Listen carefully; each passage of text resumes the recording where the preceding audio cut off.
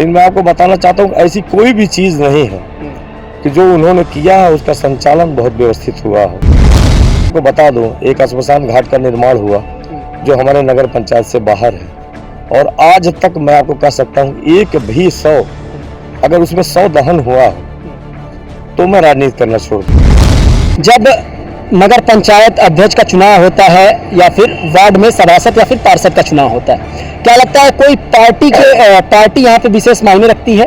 दूसरा सवाल इसी में मैं ये जोड़ता हूँ कि बसपा की राजनीति उत्तर प्रदेश विधानसभा चुनाव में आपने देखी और राजनीति आप उसी पार्टी की कर रहे हैं, लेकिन फिर भी मैं आपको बताता चलूँ कि ये जो चुनाव है, जो चेयरमैन का चुनाव है या अध्यक्ष का चुनाव है, ये कोई ऐसा नहीं है कि जो यहाँ पे जो है कि किसी सरकार बनाने जैसी है, कुछ इस तरह का व्यवस्था है। चेयरमैन ये सवाल मैंने इसलिए किया क्योंकि भारतीय जनता पार्टी के चुनाव चिन्ह तले तमाम प्रत्याशी जो है मैदान में उतरे हुए हैं, दावेदारी पेश कर रहे हैं। इसलिए मैंने ये सवाल किया कि क्या जरूरी है कि भारतीय जनता पार्टी या फिर बसपा या फिर समाजवादी पार्टी के चुनाव चिन्ह, जिस व्यक्ति के अंदर समर्थता नहीं होती कि वो तैर के नदी को क्रॉस कर पाए, तो शायद वह नाव की तलाश करता। अभी मैं बोलेरो चलता हूँ, 11 साल पुरानी है।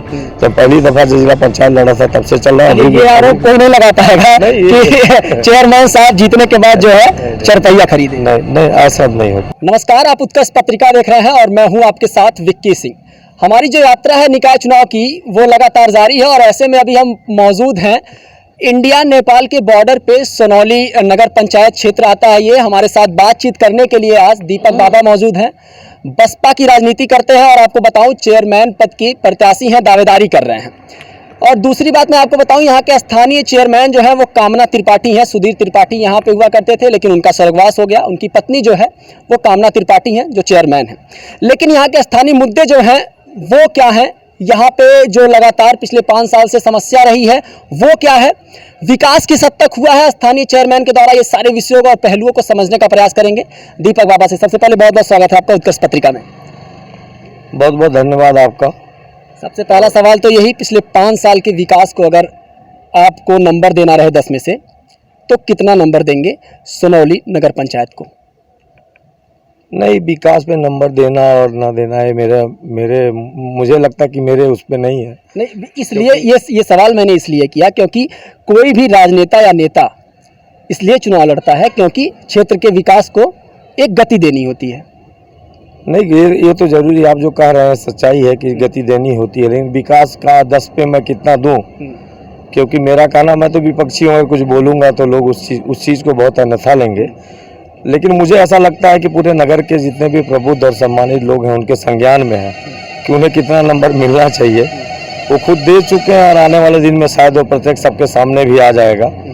लेकिन मैं इतना ज़रूर कहूँगा कि चीज़ों का होना मायने नहीं रखता है। मैंने कई दफ़ा इसका उल्लेख कर दिया हूँ, पहले भी किया हूँ, आज भी आपके चैनल के माध्यम से कर रहा हूँ कि चीज़ों का होना कोई बहुत बड़ी बात नहीं होता है। चीज़ों का संचालन बहुत अनिवार्य है, उसका होना चाहिए।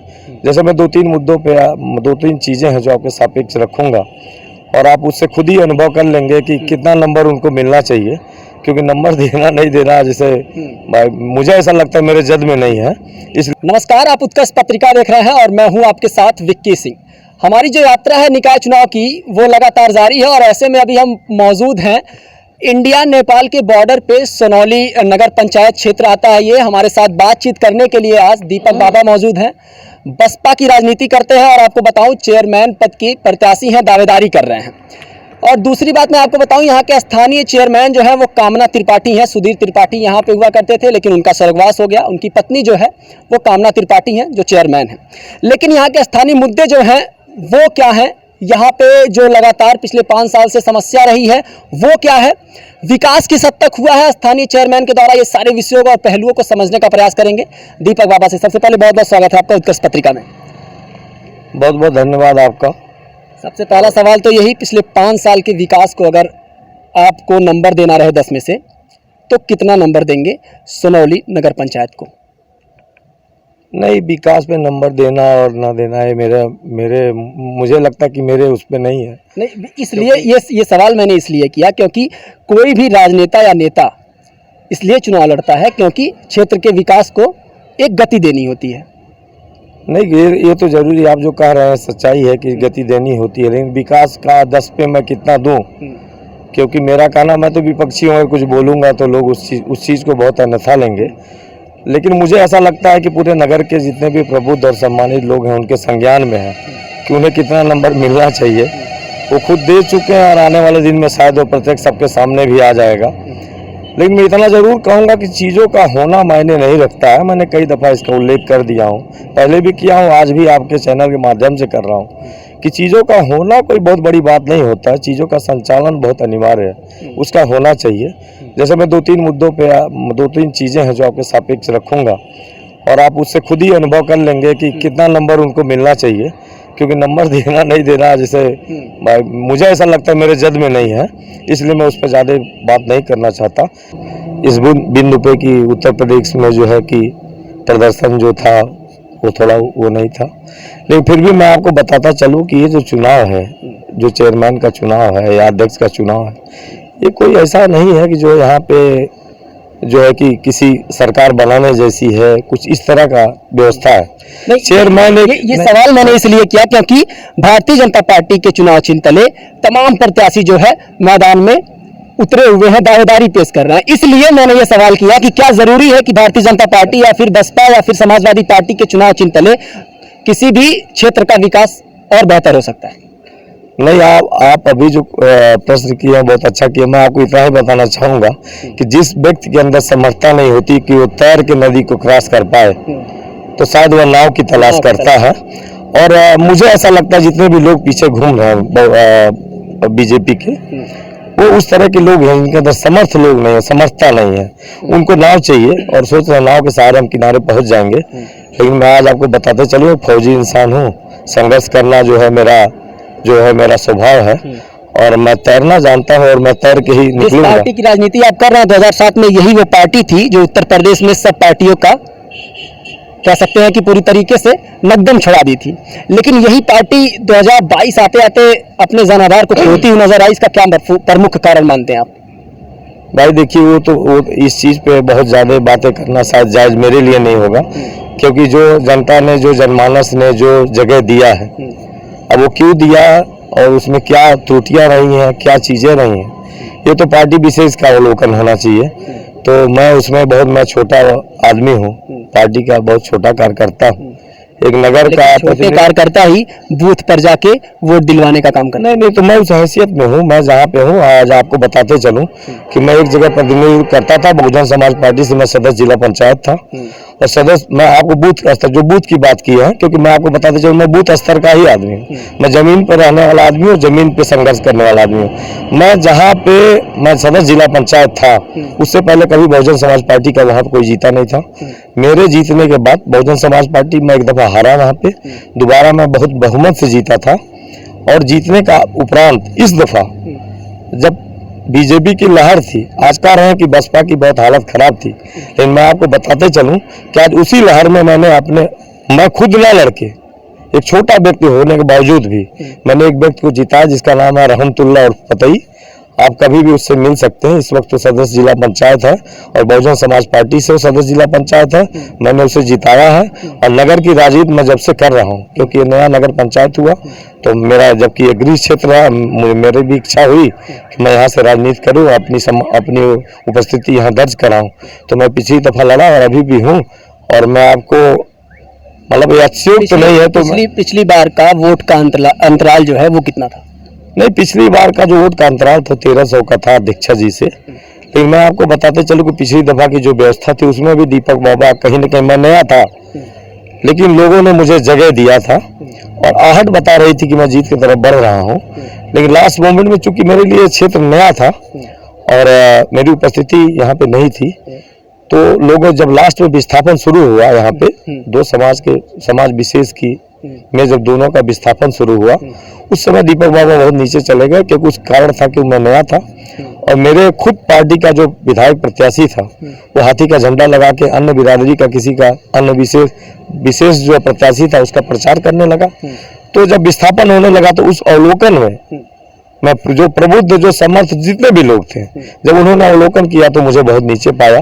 उसमें उनकी कहीं कोई गलती नहीं है। आज तक मैंने नहीं कहा नगर में कि भाई किसी की गलती है कि मुझे वोट नहीं मिला, लेकिन इस दफा मैं अनवरत 6 साल चला हूँ और इस दफ़ा मैं उस लायक हूँ कि वो हमें वोट करें। हम उनसे यही चाहेंगे कि हमको वोट करें। किसी भी वार्ड का जब हम जो है कवर करते हैं तो एक प्रमुख सवाल पूछते हैं कि आपके वार्ड क्षेत्र में क्या प्रमुख 3 समस्याएं हैं, और अगर आप इस बार जो है जनता आपको चुनती है, आपको क्षेत्र पंचायत अध्यक्ष चुनती है, तो वो सबसे पहले 3 काम जो आपको लगता है कि समस्या है और प्राथमिकता में रहने वाले हैं आपके। जैसे प्राथमिकता में सबसे पहला समस्या मैं आपको बता दूं कि जो सड़क और नाली की है, सड़क नाली इसलिए नहीं कि सड़क और नाली ऐसे बनवा दिया जाए तो हो जाएगा। सबसे बड़ी बात मैं आपके ध्यान को आकृष्ट करना चाहूँगा कि मेरे नगर में जितने भी झगड़े होते हैं नाली को लेके होते हैं, रास्तों को लेके होते हैं, और यहाँ पे ज़्यादातर जो राजनीति होती है वो नाली और सड़क पे ही होती है। लोग क्या करते हैं, एक को चढ़ाते हैं एक को गिराते हैं, मतलब निष्पक्ष हो के कोई उसका समाधान ढूंढता नहीं। लेकिन मैं इतना आश्वस्त करना चाहूँगा, दीपक बाबा जिस दिन बैठेंगे उस वक्त कभी निष्पक्ष काम होगा, सही सही और गलत गलत। मेरा पैमाना ही वही है, मेरा स्वभाव भी वही है कि मुझसे कोई गलत करवा नहीं पाएगा और सही करने से कभी रोक नहीं पाएगा। ये मेरा पैमाना आगे पहला हो गया। दूसरा मैं आपको बताना चाहूँगा कि मैं नेवी में था, जल सेना में था, मैं मेडिकल लाइन में था और मैं रिटायर्ड आदमी हूँ। चूँकि मुझे मेडिकल प्रोफेशन से थोड़ा लगाव है तो मैं जरूर चाहूँगा कि यहाँ पे सुविधाएं कुछ नहीं है। आज मैं आपको बताता चलूँ कि यहाँ पे नगर देश की सेवा करने के बाद ये जनता की सेवा करने का ख्याल क्यों आया? नहीं, मैं आपको बता दूं एक दफ़ा कि मैं अकेला था घर से। मेरे माँ बाप जो है भाई मेरा दायित्व तो बहुत ज़्यादा था कि पहले मैं देश का सेवा मैंने किया जो जैसा मुझे करना चाहिए था। मैंने फर्स्ट बाउंड कंप्लीट किया। कंप्लीट करने के उपरांत मैं घर आया। घर पे मुझे उनका भी देखभाल करना था। उसके बाद कहीं ना कहीं मुझे समाज में भी रहना था, क्योंकि अगर मैं जब यहाँ 10+2 किया मैं चला गया जल सेना में, नेवी फोर्स में, और इंडियन नेवी में रहते हुए शायद अगर मैं अपने जीवन को वहीं बिता देता तो मेरा कोई स्तर समाज में नहीं होता, लोग मुझे जान नहीं पाते और शायद किसी और के नाम से मुझे जानते कि दीपक। आज मैं आपको बताते चलूँ कम से कम लोग इतना तो जानते हैं दीपक बाबा फला जगह का है। तो ये खुशी है मुझे समाज में चलने की, और ये मेरा स्वभाव है कि लोगों के साथ रहने की और लोगों के काम आने की, और जो उस लायक है उनकी मदद करने की। पहला काम आपने गिनाया सड़क और नाली का। दूसरा जो मैं कहा कि मेडिकल की लाइनिंग जितनी भी सुविधाएं हैं, जैसे मैंने आपसे कहा कि आज तक यहाँ पे ऐसी व्यवस्था नहीं कि एक यहाँ पे मतलब जो है कि प्रसव का कोई ऐसा केंद्र हो जहाँ पे प्रसव करा दिया जाए, या कहीं पे उनका हो सके, कहीं थोड़ी उनकी ऑपरेशन हो सके महिलाओं के लिए या किसी के लिए भी। लेकिन मैं इतना जरूर कहूँगा कि इस मतलब एक मेडिकल प्रोफेशन से जुड़े होने की वजह से ये मेरी दूसरी प्राथमिकता रहेगी। और जैसे आपको मैंने पहले भी कहा कि जो एम्बुलेंस की सुविधा और भी सुविधाएं जो देना, ये मेरा काम है। और तीसरी प्राथमिकता सबसे बड़ी यह रहेगी कि नगर के लोगों की बातों को सुनना, क्योंकि अगर हम सुनेंगे तभी कुछ कर पाएंगे। प्राथमिकताएं तो बाद में आएंगी, प्राथमिकताएं तो होती रहती हैं, बनती रहती हैं। कोई प्राथमिकता ऐसी नहीं होती कि आज है जो कल ना रहेगी। हो सकता है आज है और कल नहीं रहेगी, कल दूसरी प्राथमिकता आएगी, उसके बात होगी। तमाम चाहे चुनाव कवर हम लोग करते हैं तो एक जनता का एक सवाल रहता है कि नगर चेयरमैन साहब या फिर प्रधान जी या फिर कह दें कि विधानसभा में जीते हुए जो विधायक होते हैं वो जनता का विकास करे ना करें, फॉर्च्यूनर अपने लिए विकास जरूर कर लेते हैं। नहीं, देखिए आप जो कह रहे हैं आपका भी कहना सही है, ऐसा हुआ है और लोगों ने किया भी है। देखिए यहीं पे किया है, हमको और जगहों की बात करने का कोई वो नहीं है, यही इसी नगर में हुआ है। लेकिन मैं आपको बताते चलूँ, ऐसा मेरा स्वभाव नहीं, बहुत सरल स्वभाव से जीता हूँ मैं। और आपको मैंने पहले ही कहा मैं फौजी आदमी हूँ, तो मेरा कोई ऐसा कुछ नहीं है कि बहुत ज़्यादा मतलब कि मैं दिखूं कि बहुत स्पेशल दिखूं, बहुत अलग दिखूं। और मेरा पहनावा भी वही है, रहना भी वही है, वो भी है। अभी मैं बोलेरो चलता हूँ, 11 साल पुरानी है। जब पहली दफा जिला पंचायत लड़ा था तब से चल रहा है। ये आरोप कोई नहीं लगा पाएगा कि चेयरमैन साहब जीतने के बाद जो है चरपैया खरीदे। नहीं, ऐसा नहीं हो पाएगा। चलिए, हमसे जुड़ने के लिए बहुत बहुत धन्यवाद। हम इस समय मौजूद थे सोनौली नगर पंचायत में और हमारे साथ बातचीत करने के लिए दीपक बाबा मौजूद थे, बसपा से दावेदारी कर रहे हैं। और सबसे बड़ी बात की सोनौली नगर पंचायत की 3 समस्याएं इन्होंने गिनाया, साथ में ये भी कि जो स्थानीय कह सकते हैं कि जो स्थानीय चेयरमैन हैं उनके द्वारा कहीं ना कहीं जो संचालन है वो बेहतर नहीं हो पा रहा है। 3 समस्याएं जो इन्होंने गिनाई और प्राथमिकता में जो 3 काम रखे उसमें सबसे पहला काम सड़क और नाली का है, दूसरा काम एम्बुलेंस का है मेडिकल सुविधाओं के लिए, महिलाओं के लिए, और तीसरा जो काम है तीसरा जो काम है वो अब लोगों को सुनना, पहले लोगों को सुनना। कहते हैं कि जब नेताजी 5 साल के लिए जीत जाते हैं तो क्षेत्र में दिखते नहीं हैं, तो नेताजी ने अपने तीसरे काम में उसको रखा है। बाकी तमाम देश और दुनिया की बड़ी खबरों के लिए हमारे साथ बने रहे और देखते रहे उत्कर्ष पत्रिका। नमस्कार।